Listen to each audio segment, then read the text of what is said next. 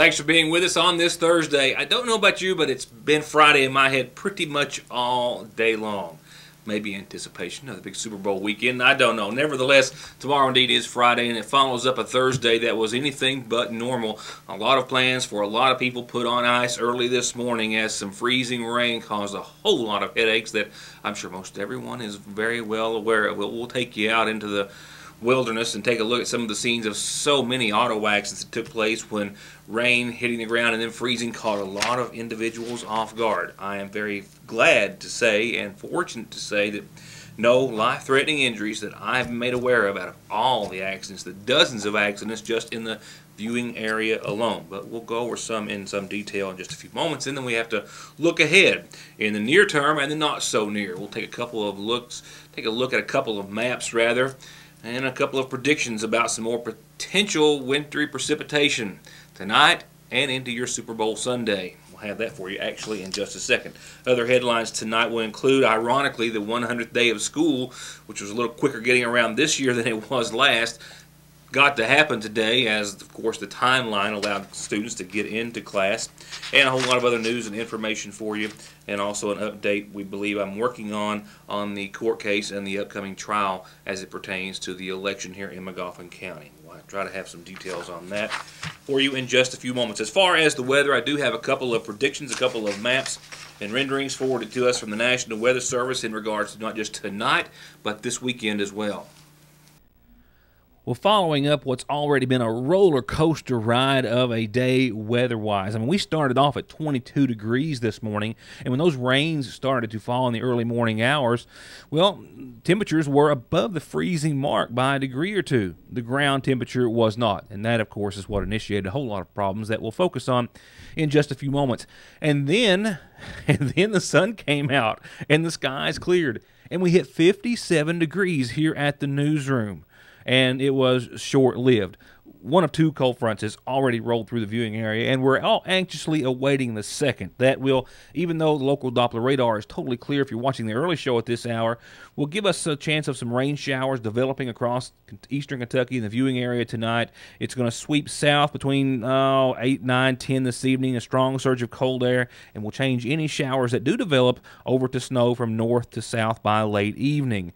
After the changeover, some scattered to numerous snow showers will continue across much of the area through the remainder of the night and well into tomorrow morning. A light coating of snow is anticipated in some areas, especially in far southeastern Kentucky. Temperatures will fall below freezing overnight, reaching the upper 20s for most areas by daybreak. So, as we have seen and been reminded of here as of late, just very little precipitation is all it takes, and the timing of this could cause some problems early in the morning, as you are looking at here, expected to see, per the National Weather Service and all computer models and renderings at this hour, less than an inch, if any, snowfall. But just a little bit on some very cold ground with some cold temperatures to follow will certainly cause some more problems. And while that's what we're focusing on for the near term, a little farther out and down the road, this is what we're looking at for Sunday. We're talking about some significant snowfall, and we are sitting pretty much for all the viewing area right in the 1 to 2 inch category. Possible right now. That's totally preliminary, and that system is really too far out to pinpoint as of right now, but it looks as though it will dive down just enough to give us some possible accumulating snow on Super Bowl Sunday. I'll talk to you more about that in a second. And while we're on the subject of bad weather, as are a few other headlines coming up in just a few moments, today marked, ironically, with all the horrible road conditions out there, the 100th day of class for students in Magoffin County. And it was obviously all about the timing. I got an invitation today to come down to the 100th day of school celebration at North Magoffin Elementary, where I've been invited to for the past several years. But unlike last year when they called this morning, I was in a meeting in Johnson County and couldn't make it, but so graciously they forwarded me the following pictures and a few details. Ironically, the 100th day of school did go on, and that is just because, of course, that rain wasn't moving into the area until students were well on their way and actually to school, and nice, safe, and sound, and had been there for quite some time. So they may have been oblivious to the fact of the entire situation all day long, which is a good thing. To give you a bit of comparison, today is January the 29th. We have missed 5 days of school, and it marks the 100th day of class. Last year, the 100th day of school in McGoffin County didn't come until February the 12th, and we had missed 18 days of school at that time. So quite the difference and discrepancy from one year to the next. 5 days this year of classes missed, and 18 last year, before the 100th day of school finally rolled around almost mid-February. Now, as to whether or not Mother Nature is going to try to catch up with that as far as snow days are concerned, well, it's a wait and see. But we're looking at a couple, I think, possibly in the forecast period. But we'll talk more about that in the weather and more about other things that were caused by all the problems today by the freezing rain after these words. And now for an update on just simply dozens of auto accidents in the viewing area. If you were out and caught in it, you know very well what it was like. And it was a hit-and-miss situation. It was in those areas where we see road conditions start to deteriorate first and ahead of everywhere else, where cold air tends to lie and stick around and keep grounds frozen or below as far as temperatures are concerned. And in those areas and many others, it caught a lot of motorists by surprise. Start in McGoffin County, where, like all other parts basically of the viewing area and eastern Kentucky, rain started to fall early this morning, and as soon as it did in some spots where the ground was much colder than others, it was instantly ice and caused problems for motorists who ever happened to be there. This is Route 40, one of several locations in McGoffin County where auto accidents took place. This motorist encountered ice on Route 40, lost control of her vehicle. This perhaps the most serious accident in McGoffin County today. You can see how far her car plunged over the bank. The McGoffin County Rescue Squad responded and had to remove her from the vehicle and up the embankment. She was taken to the hospital for injuries, non-life-threatening, but injuries nonetheless after this single-car crash. And rescue, EMS, ambulance, and law enforcement were called simultaneously to all sorts of accidents just like this, to some degree, over not just McGoffin, but over other counties as well. A lot of these places are those same ones that freeze over first every time there's a situation similar to this. This on Route 40 next to the old Ashland oil plant there, and for about a mile or so in an instant, both lanes a solid sheet of ice. Similar scenario on Route 7. A McGoffin County Sheriff's Deputy Jonathan Holbrook was responding to a call of 1045, an accident without injuries where one vehicle may have made contact with another, and then while he was attempting to resolve that situation and find one of the vehicles and locate one of the vehicles involved, he encountered, as did motorists, a solid sheet of ice covering both lanes on Route 7 at the bottom of the Salyer Branch Hill. This is the traffic backed up about a mile or so while the State Highway Department had brought in a salt truck and trying to run through both lanes, making at least 2 passes in order to relatively quickly quickly thaw the ice. And after about an hour or so of traffic backed up, they were able to clear both lanes and get traffic moving back on its normal route. But without that much-needed salt, no one was going anywhere. And this wasn't just in McGoffin County. Johnson County and authorities there, the Sheriff's Department alone tells me they responded to nearly 3 dozen either accidents or calls of service for motorists. As the icy weather moved in there as well and freezing rain set in, 23 confirmed auto accidents in Johnson County. This is 33 calls of service on behalf of just the Johnson County Sheriff's Department. A total of 6 accidents without injury on Kentucky Route 201 within 1 mile of the roadway. That section of the roadway was completely iced over, closed down for a significant amount of time after a half dozen accidents just on that portion of 201. Deputy Terry Tussey was in the Redbush community of Johnson County when the ice came. He investigated 8 separate accidents on Route 172 in the area of Elna Road. That roadway also closed for a significant amount of time while Johnson County authorities conducted their investigation and tried to help motorists who were involved. There was a 2-vehicle accident on Route 460 in Johnson County. There was 2 other additional accidents on Kentucky Route 825, the Mountain Parkway in Powell and Wolfe counties, shut down for a significant amount of time when icing became a problem there and started causing pileups. One, I believe, in Powell County to the tune of 6 or 8 vehicles. But once again, out of all these dozens of auto accidents that have been reported to us here at the newsroom and the ones I've covered, we don't know of any life-threatening injuries. And after it was all said and done, while this is not a picture of today's sky, obviously, we did see the sun come out, and as quickly as it came, the ice was gone, and now we're all just sitting in a waiting or holding pattern, waiting for the next hit. And I'll outline that more for you in just a moment. Cecil Butcher and the Mountain Boys are performing, and they're performing this Saturday at 7 at the Parkway Arts Center in Sagersville. This is our first announcement on tonight's McGoffin Farm Bureau-sponsored community calendar. It's $6 per person to get in, and they would like you to come and join them. Join Cecil and the Mountain Boys this Saturday at 7 up at the Parkway Arts Center. This is your invitation for some wonderful, good old-fashioned hometown entertainment. And if you started off the new year wanting to kick a habit, specifically that of tobacco, smoking, or chewing, or both, well, the McGoffin County Health Department would like to help. They, along with the Kentucky Cancer Program, have set forth a meeting for February the 17th. You've got a couple of weeks, and I'll remind you when it gets a bit closer, but go ahead and mark it down because they would like to help you keep that New Year's resolution if you want to quit the habit. They've got a program that will get you started on that right path, and for more information between now and then, you can contact the Health Department at 349-6212. It's February the 17th. Like I said, I'll let you put it on your calendar now, and then I'll remind you a few days prior. And one quick reminder that if you've got a calendar announcement, all you have to do is send it into the program. We'll tell everybody about it. That includes birthdays and anniversaries as well.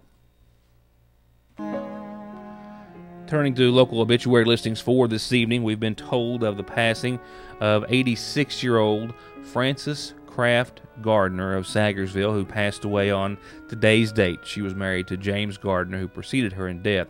She's survived by daughters Candace Sue Mullins and Linda Lou Montgomery. Visitation is this evening. It's all day tomorrow and prior to services. They've been set for Saturday at 1 o'clock, both visitation and services from the McGoffin County Funeral Home, while burial will follow services at the Gardner Cemetery on Lick Branch on Middle Fork.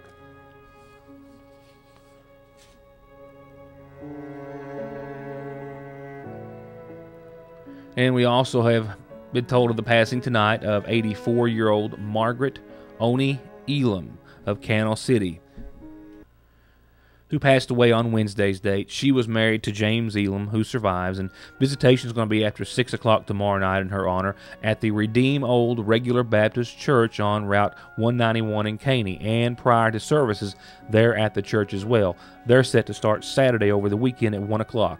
The Sagersville Funeral Home is in charge of arrangements, once again for 84-year-old Margaret Oni Elam.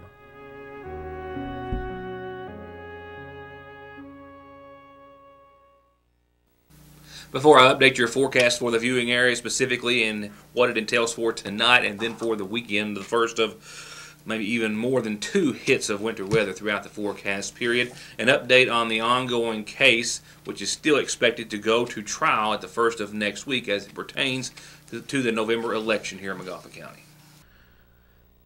As it turns out, and as I'm sure everyone who watches this program is well aware of, this coverage that you see here of the election night results was not the last of the general election here in McGoffin County. The civil suit filed on behalf of Republican McGoffin County Judge Executive candidate John Montgomery continues. And as I informed you a few days ago, I guess last week, there is a summary judgment that is set for tomorrow morning before Special Judge John David Preston. He will be in McGoffin County Court tomorrow morning to hear a motion filed on behalf of Montgomery's attorneys requesting that the election be reversed and awarded to him based on widespread fraud that he has been outlining throughout his case, significant parts of which, or at least what we've been able to, we have forwarded to you in some form or fashion.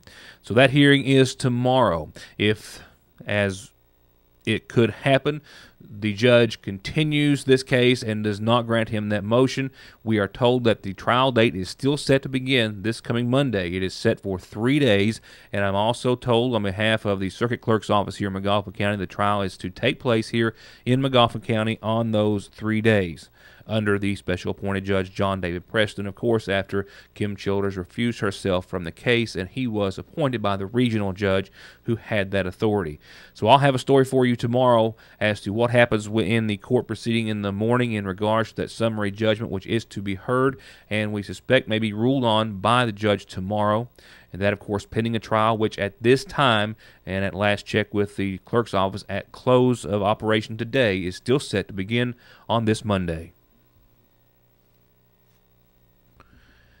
Now let's wrap it up with our even more all-important Licking Valley RECC forecast, and that, if you're watching the early show, was radar images just a few moments ago before I imported them over onto the program. And if you're asking where's the precipitation, well, it's not there yet, but it is still a significant possibility. The first two cold fronts rolled through a little time earlier this afternoon, a little time ago, and the second of those two is coming through eastern Kentucky a little later on tonight. And with that, we do have the chance of some developing showers that will develop along that front and behind it for possibly a significant or an amount of time. Significant might be a strong word to use in this occasion. However, that rain that is yet to develop on the radar or outside could change over to snow from north to south by later on tonight. It's still yet to show up, but it is still a possibility of seeing some precipitation this evening. As far as accumulation, we're talking about less than an inch and maybe not even enough to see. But even a light grazing of some snow throughout the overnight or early tomorrow morning, well, that will be enough, along with temperatures that are going to fall below freezing, to cause some travel problems. So you're going to have to keep your eye on the weather tonight, definitely for your early morning commute to school, work, or what have you. And then keep in mind throughout all of that that this may very well pale in comparison to what could roll around on Sunday. And those are not the only mentions of winter weather in your forecast. Today we started out, as I said, at 22, and then came the rains on that ground that was still below freezing, even though the temperatures outside were not. And then we saw the sun come out, and I hit 57 degrees at the newsroom. Well, it just all disappeared as quickly as it came and caused so many headaches. And tonight we'll see that low of 29, cloudy skies. And right now we've got a 60% chance of some rain and snow moving in later on tonight and into the early morning hours. In fact, a 40% chance of those snow showers lingering maybe up until about 11 o'clock on your Friday morning. So there could be a snow day in the midst for a lot of students. Now keep in mind, tomorrow as well we'll have cloudy skies, then gradually becoming mostly sunny skies, but temperatures aren't going anywhere. Well, they are. They're going down. 29 for the low tonight. They'll fall to about 28 degrees, losing a degree by tomorrow evening or tomorrow afternoon or evening. And then we'll get a break, much like we've had for the past week, a break in the middle. Well, 38 degrees, mostly sunny, will be kind of where we have had those breaks for the past week or so, when we've gotten one. And that's the case on your Saturday.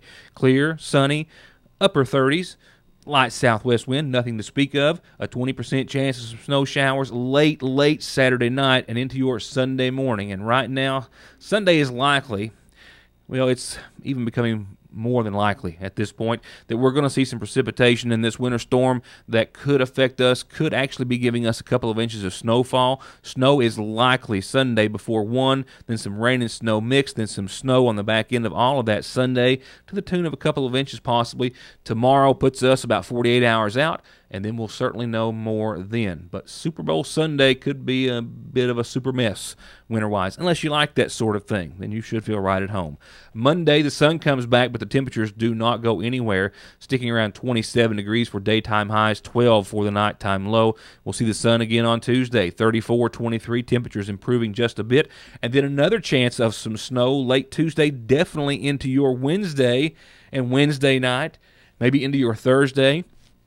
Too far out to say what kind of a winter weather maker that will be, but it's just another bump in the road or blip on the radar of winter, which appears to be trying to make up for some lost ground, which I feel as though I'm trying to do every single day around here. So tune in tomorrow as I try to do the same feat. For now, thank you for being a part of the program. The Magoffin County Board of Education meets tonight. That's where I'm off to right now. And we possibly have some other news that we're working on. Well, not possibly, we indeed do. Hopefully we'll be able to talk to you about that. And, of course, the judgment hearing to be held tomorrow in Magoffin County Court in regards to the election suit here in Magoffin County. For now, I'm out of breath and out of time, and thank you for watching.